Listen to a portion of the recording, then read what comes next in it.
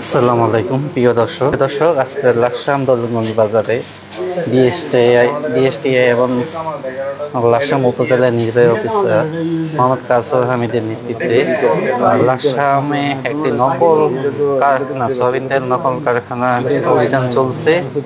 আমরা এখানে দেখতে পাচ্ছি বাজারে খোলা সয়াবিন তেল এখানে বোতলজাত করা হচ্ছে মেশিনের মাধ্যমে।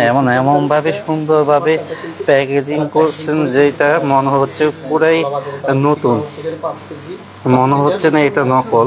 এবং পাশাপাশি আমরা অনেক কিছু দেখতে পাচ্ছি যে এখানে বাজার থেকে খোলা আটা এবং চিনি লবণ সবকিছু বাজার থেকে নিয়ে এসে এখানে ওরা নতুন মোড়কে এখানে প্যাকেটজাত করে নতুন কোম্পানি হিসেবে চালু করছেন এবং বিক্রি করছেন, প্রতারণা করছেন মানুষের সাথে। আমাদের মানের সংবাদ কোথায়?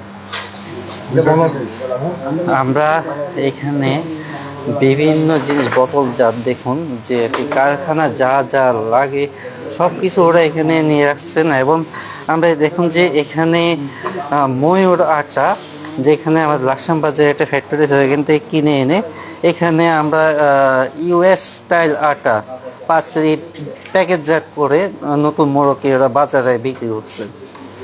এবং মানুষের সাথে ভোক্তার সাথে কি পরিমাণ প্রতারণা করে যাচ্ছে সেটা আপনাদের দেখাই। কি পরিমাণ আপনারা বাজারে খোলা বা বোতলগুলাই কিভাবে নতুন মোড়কে বোতলজাত। আমরা এটা দেখতে পাচ্ছি যে এই যে মেশিন, এই মেশিনের মাধ্যমে বোতলজাতগুলো করা হচ্ছে প্যাকেট। এবং বিভিন্ন সরঞ্জাম দেখতে পাচ্ছি আমরা। পাশে দেখতে পাচ্ছি পাশের রুমে মোটরের মাধ্যমে তেল সংগ্রহ করে এখানে প্যাকেটজাত করা হচ্ছে।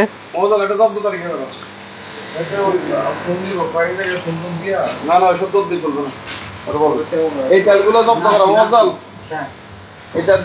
জব্দ করা, এই আটার এগুলার একটা করে নিবা, সবগুলা নেওয়ার দরকার নাই, বুঝলি না?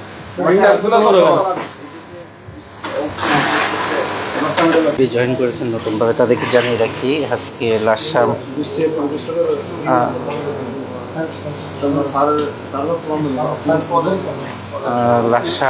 দৌলতগঞ্জ বাজার বাইপাস কেন্দ্রিক একটি আবাসিক ভবনের নিচতলায় একটি নকল সয়াবিন তেলের কারখানা অভিযান চলছে।